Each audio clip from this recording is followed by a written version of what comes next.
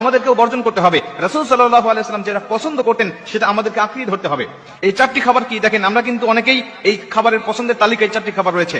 প্রথম দুটি খাবার হলো রাসূল সাল্লাল্লাহু আলাইহি ওয়াসাল্লাম বলেন কাঁচা পেঁয়াজ এবং কাঁচা রসুন, যা আমাদের অনেকের পছন্দের তালিকায় আছে এবং ইফতারির সময় আমরা পেঁয়াজের সাথে ছোলার সাথে খুব মজা করে এটা খাই।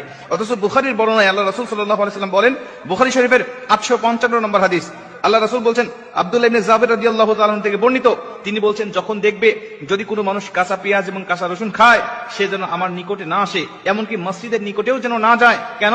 কাঁচা রসুন আর কাঁচা পেঁয়াজ খাওয়ার কারণে তার মুখ থেকে এক প্রকার দুর্গন্ধ বের হয়, যা ফেরেশতাদেরকে মারাত্মক কষ্ট দেয়, অন্য মুসলিম অন্য মুমিনদেরকে মারাত্মক কষ্ট দেয়। এজন্য কাঁচা পেঁয়াজ খেয়ে যেন সে মসজিদের দিকে না আসে। এখন বলতে পারেন যে হুজুর, তাহলে কাঁচা পেঁয়াজ খাওয়া কি নাজায়েজ? এটা কি গুনাহের কাজ? কাঁচা পেঁয়াজ খাওয়া নাজায়েজ নয়। আল্লাহ রাসূল সাল্লাল্লাহু আলাইহি ওয়াসাল্লাম আমাদেরকে দুর্গন্ধ জিনিস থেকে বেঁচে থাকার জন্য আমাদেরকে বলে দিয়েছেন। আপনার যদি একান্তই যদি অভ্যাস হয়ে যায় যা কাঁচা পেঁয়াজ না খাইলে আপনার ভালো লাগে না, আপনি এই সময় খাবেন না। কারণ ইফতার করার পরেই আপনাকে নামাজে দাঁড়াতে হবে।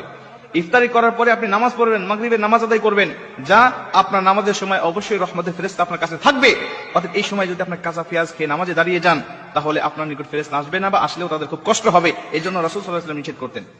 আরেকটা হাদিসের মধ্যে আসছে, আল্লাহ রাসূল সাল্লাল্লাহু আলাইহি ওয়াসাল্লাম একটি দাওয়াতে গেলেন, যাওয়ার পর দেখলেন যে কাঁচা পেঁয়াজ দিয়ে তিনি সালাদ বানিয়েছেন। আল্লাহ রাসূল বললেন, এটা কে বানিয়েছে?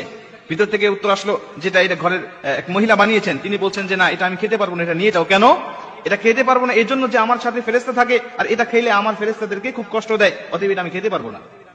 নাসাঈ শরীফের বর্ণনায় আসছে, আল্লাহ রাসূল সাল্লাল্লাহু আলাইহি ওয়াসাল্লাম বলছেন, তোমরা পেঁয়াজ খাবে কিন্তু রান্না করে খাবে, যাতে এই দুর্গন্ধটা দূর হয়ে যায়।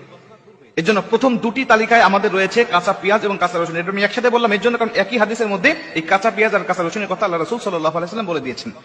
3 নম্বরে আল্লাহ রাসূল সাল্লাল্লাহু আলাইহি ওয়াসাল্লাম বলেছেন যে অতিরিক্ত গরম খাবার তোমরা খাবে না।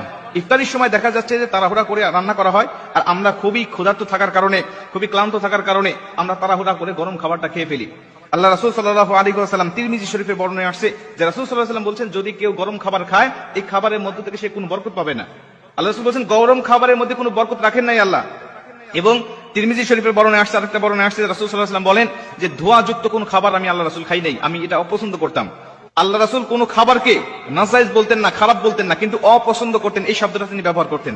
এজন্য কোন গরম, অতিরিক্ত গরম খাবার এটা খাওয়া যাবে না। এটা বর্তমান চিকিৎসকও বলছে যে এটা খাইলে মানুষের শরীরে অনেক ক্ষতি হয়। 4 নম্বরে আল্লাহ রাসূল সাল্লাল্লাহু আলাইহি ওয়াসাল্লাম কোন দুর্গন্ধযুক্ত পচা এবং বাসি খাবার তিনি খাইতেন না। পচা বাসি খাবার খাইতেন না, এই বিষয়ে অনেক হাদিস আছে। আর বর্তমান চিকিৎসা বিজ্ঞান এই পচা বাসি খাবার না খাওয়ার জন্য আমাদেরকে বারবার কিন্তু তারা সতর্ক করছে। কেন?